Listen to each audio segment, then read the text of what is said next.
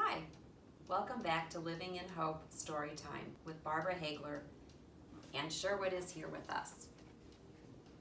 Today we get to finish our book, Hope Farm Adventures, Speedy Steve the Rocket Rabbit. If you remember, we left Steve and all of his friends on the wagon heading over to the big race at the Hope Township Park.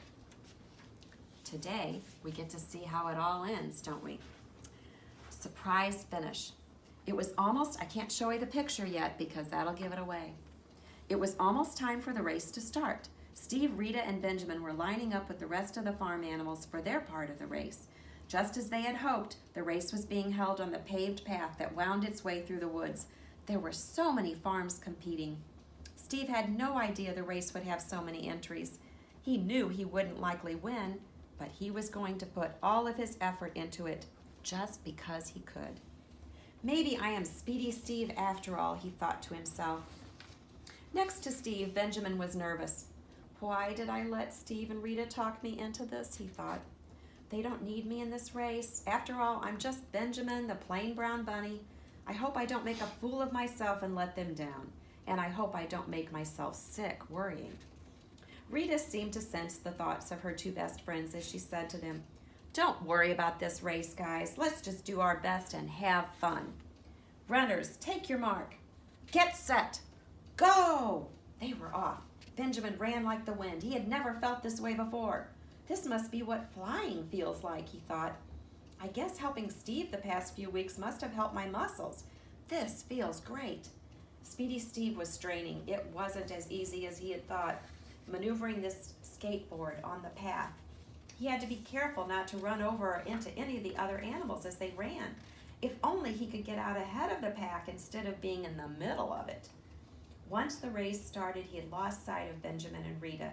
He remembered that the path made a big curve about 3/4 of the way, and he could see a curve in the distance. Suddenly, Rita was by his side. "You are doing great." Rita was having a hard time talking and running. "Keep going, Steve. I'm gonna slow down a bit and enjoy myself. You keep it up." "Can't find Benjamin." Rita slowed and pulled back. Steve kept going, balancing and pushing off with his one good foot. Soon the pack thinned and he thought to himself, I think I've got this. This momentum, a pace of some sort. Maybe I can win something for the farm. No one else around me is from Hope Farm. I have to try. Just then he came around the bend and could see farther ahead. He blinked. It couldn't be, but it was. Benjamin was out in front, running like the wind. There was another rabbit from a nearby farm doing her best to pull ahead, but Benjamin pushed all the harder. "Go, buddy," yelled Steve. The path doubled back and he could see Benjamin's face. He had a look of pure enjoyment. Benjamin saw Steve and yelled back, "Steve, I never knew. This is fun." Speedy Steve pushed harder. He had to keep up with them. He had to see his friend cross the finish line. He was flying again. Just a little farther on, he could see the checkered finish line banner. Benjamin was going so fast. Would he beat the other rabbit on his heels? "Yes," shouted Steve. All of the Hope Farm animals watching cheered on Benjamin. Even Farmer Dan and his wife were yelling at the top of their voices, "Go, Benjamin, go!" Benjamin crossed the finish line one rabbit length in front of the other rabbit. And who was third? Why, Speedy Steve, of course. Look, there's Benjamin, the plain brown bunny, in front of the other rabbit from the other farm. He was crossing the finish line.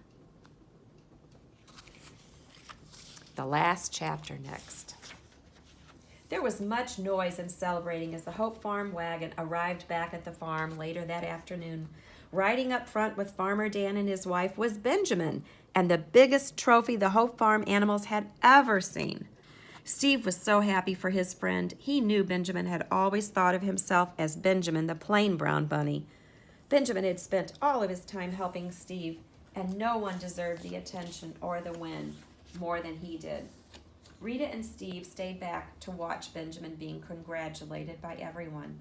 Steve had his own medal hanging around his neck for his third-place finish. But that didn't matter to Steve today. He was happy to have been able to compete in the race. He didn't need to win. Steve had heard people jest about a lucky rabbit's foot. He didn't believe in luck, only in God's plan, but this time his hurt foot, had brought about something good. He and Farmer Dan had both learned about forgiveness. Steve had also learned that his sneakiness was really stealing. And Benjamin had learned that he wasn't just Benjamin the plain brown bunny, but a rabbit who was kind, honorable, and fast. So maybe Steve's foot was a bit lucky after all.